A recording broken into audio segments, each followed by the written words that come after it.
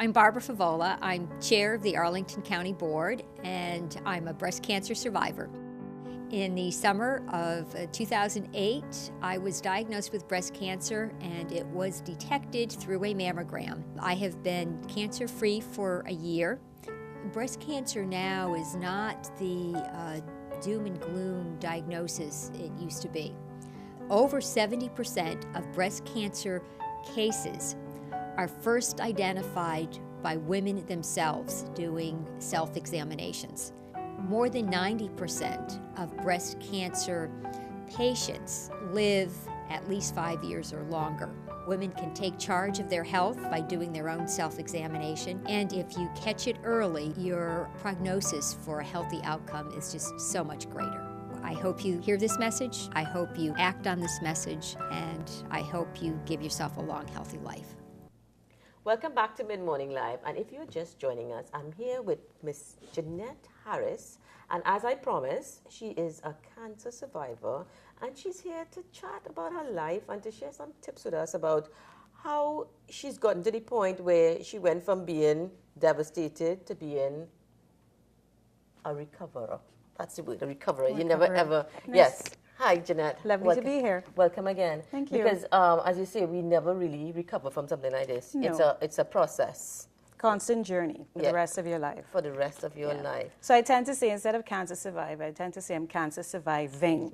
Correct. Right? Because somebody corrected me. Yeah, somebody corrected me about that. It's a constant. Yes. So tell us, you were able to be, you got it in time, you were diagnosed early. No, I was not. No. I was not diagnosed early. In fact, that is the one message you want to get across. That I want to get across. That from the time you feel something odd with your body, don't self-diagnose. Correct. Right? Correct. So in hindsight, I realized my body was giving you the signs. Yeah. I mean, I was feeling the greatest I'd felt, right? I mean, I was fit, I was exercising, diet. Don't be fooled by that either, right? Correct. But there were little signs, for example, there was a scent, right? And I was like, oh, that's odd. You know, maybe I'm perspiring more than I thought. No, right? So then when it became really obvious to me was when I started to feel the stabbing pain one weekend in my left breast. And of course, I went straight to the doctor. At that point, I knew, okay, something is wrong. I never thought cancer, to be honest, because no one in the history of my family on either side. And then that's another myth. And that's another myth, which I learned, right? That you will be the first. You could very much be the first person in the family to have it. So, yeah, I did not get it. I was stage 3. Because mine was a very aggressive form. Okay. Very, very, very aggressive. Oh, when you were here last, I thought you got it early. And No. Mine was a very aggressive form, so it was at stage 3. But I was just very lucky to have amazing doctors, an amazing medical team right here in Trinidad, and I'd love to call their names, can I? Dr. Kavi Capildeo, Dr. Kelly Allen Mike, Dr. Malcolm Samuel, and Dr. Earl Brewster. Thank you so much. They've saved my life. They have me here as healthy as I am today. Everything else is up to God, right?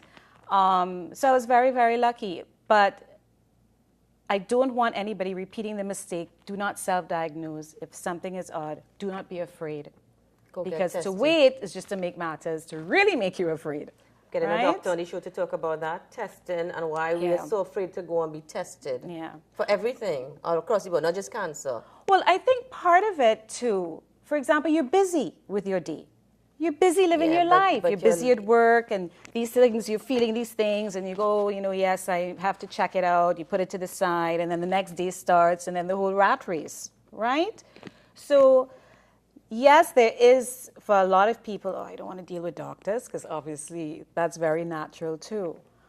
But it's a different world we're living in. There's a lot more stress that we're dealing with, a lot more processed foods and bad diet, and I agree with you. You've got to go and check your doctor. From the time you see that there's something, I've made my doctor my friend, to the point where my husband has to go with me now because he says, I'm so happy to see a doctor that I automatically get better. So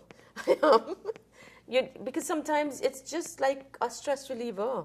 So make your doctor your friend. Correct. They're only human too, and because 9 out of 10 times, I'm sorry, but 9 out of 10 times you'll be fine. Correct. Okay, you just maybe have to change your Correct. diet, do a little this, do a little And that, and you're good sometimes to a little go. prevention. So tell us what are some of the tips? What are the things you did? Because stage 3 is really scary.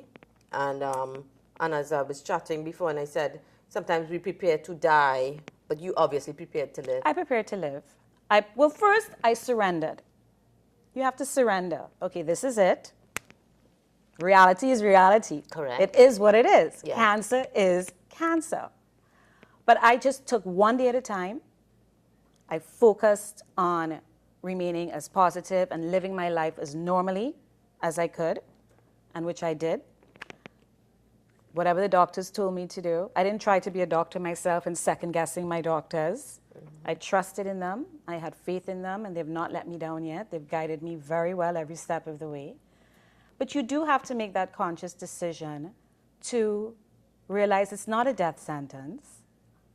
Many people are surviving and living very full lives. Your mind, your brain is a very powerful thing. Very, very powerful. So your projection was to live, to get live. better. Yes.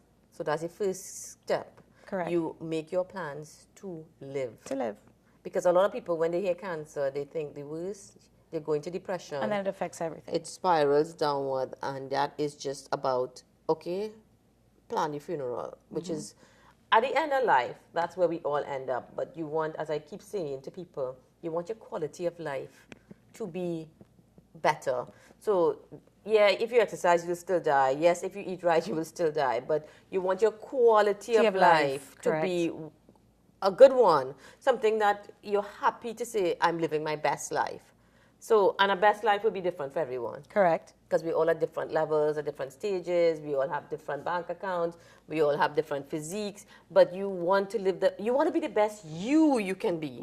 And that's what it is about. Yeah. So you, first of all, you decided to live. Correct. This is it. Absolutely. And what are the therapies, or were the doctors, were they were able to remove your cancer? They did. They were very successful in that respect. I went the whole 9 yards, from the chemotherapy, 5 months of chemotherapy, to surgery, and then radiation. So I went through the whole, the whole course So you of lost all treatment. your hair? Oh yes, 2 weeks to the day. Dr. Capps told me, yes, well, it usually takes 2 weeks from the first chemo and 2 weeks to the day. And within no time, it was coming out, and I took the decision, I'm not going to let it just drop out day by day. I went to the hairdresser and I told him to shave it off. So I just got it off, was bald as an egg. But you have lovely hair. It's growing back, yes, it's growing back slowly but surely. But yeah, it was bald as an egg. I had like 2 eyelashes left. Yeah, I understand all your hair is not just the hair on your head. Oh yeah, head to toe. So it's a free form of it. Yeah. I don't mean Correct, to laugh. absolutely. And you know what we want to say, but we won't say it, but there's that too. Yeah. Where from head to toe. Yeah. And So you don't have to pay for that. No, no more of that. And I just slapped on the wig, right? Wore the scarves, the whole thing. Yeah, and you just, each day at a time, you just So be you happy had to be you alive. had to start exercising, or you were always Well, I was exercising? already exercising at that point. The first couple of months, into chemo, as my body was adjusting to that shock, because it is a trauma to the body. is. Right? The chemo. I focused on the diet. The exercise kind of went out the window. But by the second month, I started to get back in and regularly walking around the savannah, doing the treadmill, walking around the neighborhood, absolutely got right back into the exercise. And your support, what was your support like? Brilliant. So you had your family around? Very fortunate. Absolutely. My whole family has rallied. Absolutely. Right there, every step of the way. I think that's a big part of it. Huge. Because I've also met, unfortunately, way too many cancer warriors who are fighting the battle on their own. And especially breast cancer patients whose husbands and boyfriends have deserted them. So you definitely, unfortunately, meet a that lot. sad, though? Very. They run away when they Yes. realize that it's cancer, Yes. or their body's going to be looking mutilated, Correct. or they might lose the breast. And what's very unfortunate too is that I've also met women who make terrible decisions because of that. They don't want to lose the breast, they don't want to be unattractive, and they make bad decisions that are life costing, Yeah. and that saddens me that they would rather Because your doctor risk knows their best. lives. The doctors know best. So Exactly. they, If it they has would, to be removed, it has to be removed. Even with hysterectomies and so on, you've got to do what you have to do, especially if you're a mom with kids. You certainly want to be around for your kids. So It's not the easiest of decisions, obviously not, but your life and your health is what is important. And unfortunately, way too many women make terrible decisions that literally cost them their lives. Yeah. You know, so please, ladies, you do what you have to do to be around and live.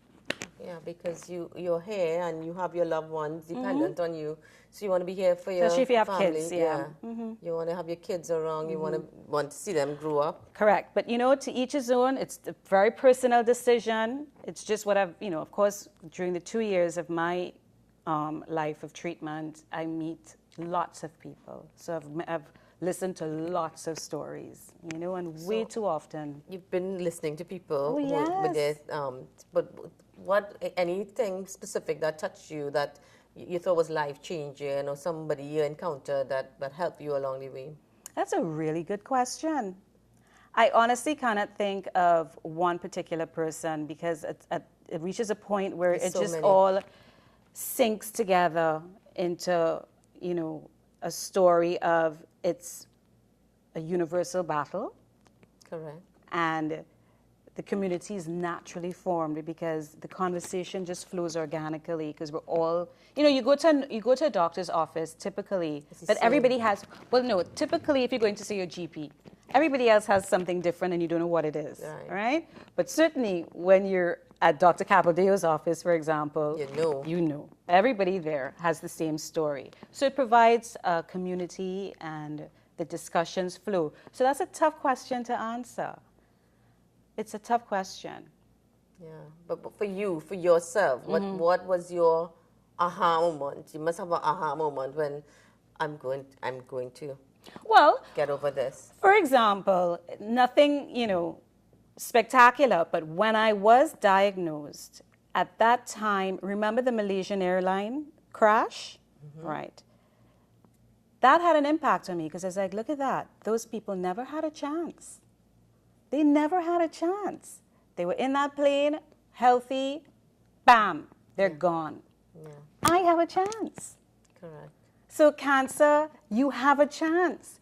So many people, and then a young, my niece's friend, 22 years old, died in a car crash. Yeah. That was it. So that also impacted on me. No warnings, None. You were getting all the None, help, yeah. all the support. Right? And all the time in the world to get better or to put things together, right? So that had an impact. That had an impact that you realize, you know, cancer is not the worst thing in the world because you do have a chance. And lots of people don't get that chance. Correct.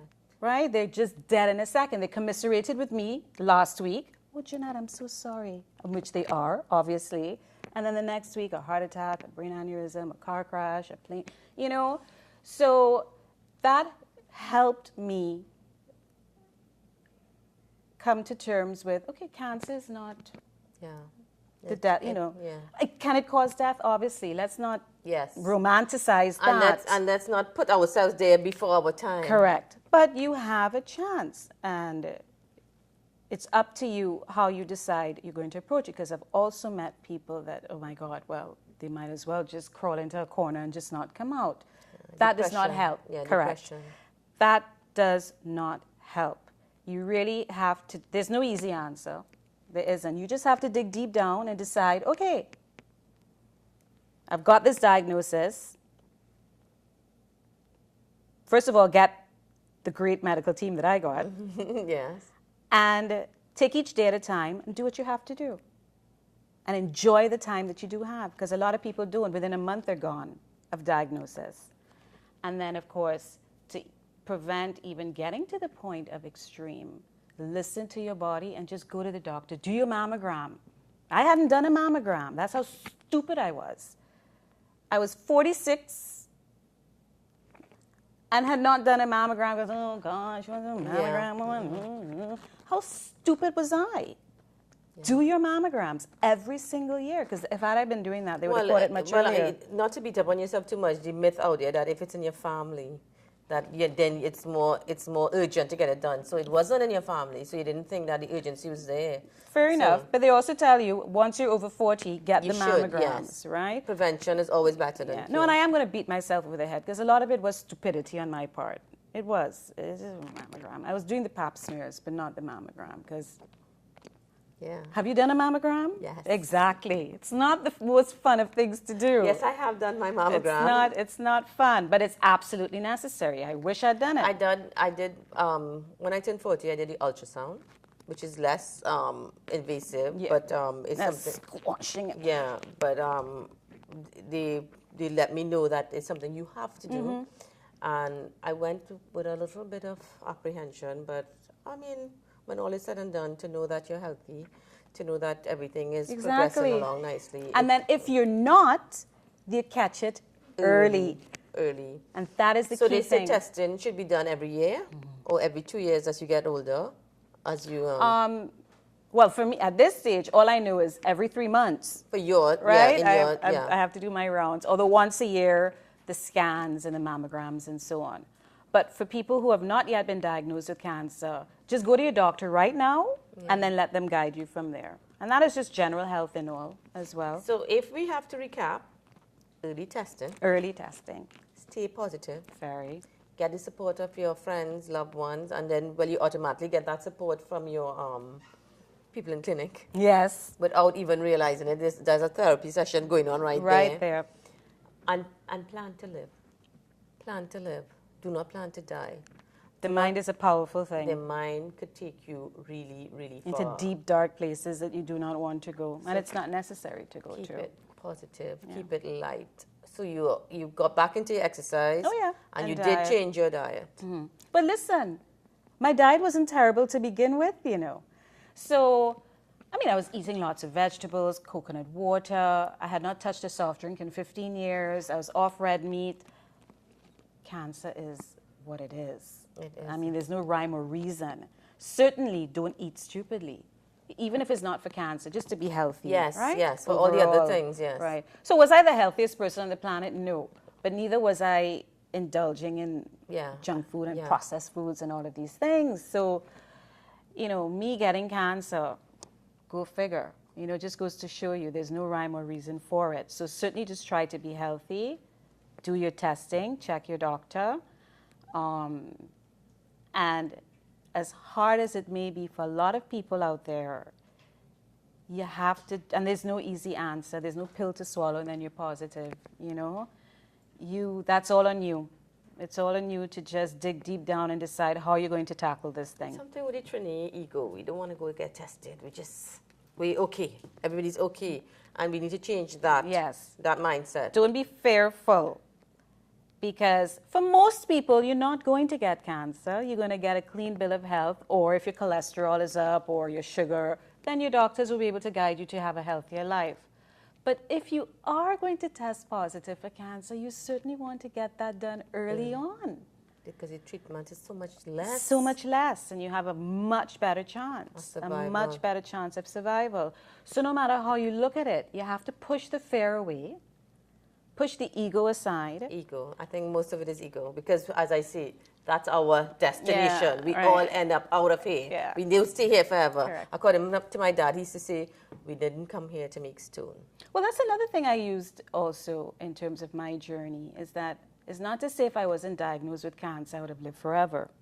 Correct. All right? Something's got to take you. We all got to go at Yes. some point, Yeah. right? So you dig into your arsenal. First of all, build up your arsenal and use it, whatever it takes to help get you through the day and live your life to the fullest.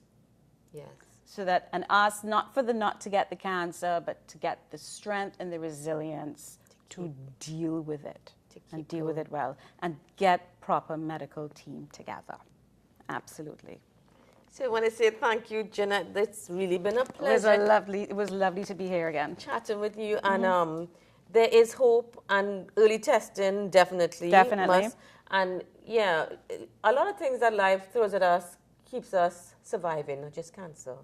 We have childhood hurts, we have abuse, we have neglect, We have friendships that are dying. We have so many things. Cancer should just be treated as one of the things. Another thing. So we all just have to get over ourselves and live our best possible life. That's what we're here to do. And I often think of the pioneer cancer warriors, you know, when the drugs weren't as good as they are now.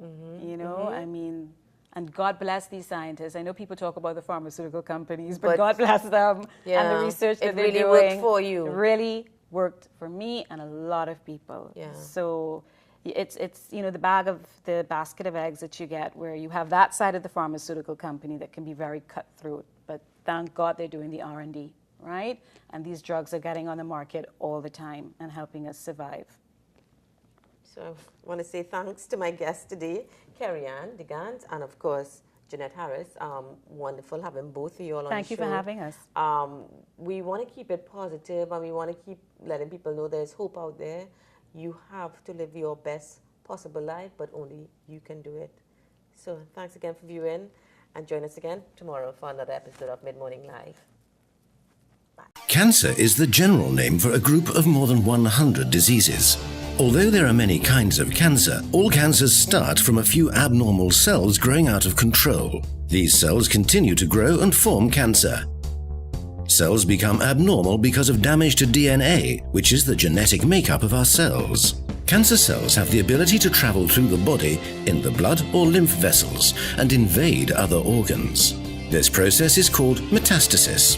Cancer disturbs bodily function by causing pressure on the organs or by releasing hormones. Most cancer deaths are caused by metastasis. The cause of most cancer is unknown. However, certain risk factors increase the chance of developing cancer. Most people who have risk factors never develop cancer. Common risk factors for cancer are growing older, family history of cancer, prolonged exposure to sunlight, alcohol, poor diet, lack of physical activity, and tobacco. However, the good news is cancer is preventable. You can lower your risk with simple lifestyle changes. Instead of a sedentary routine, move more. Replace junk food with a healthy diet. Say no to smoking. Certain vaccinations help with the prevention of some cancers.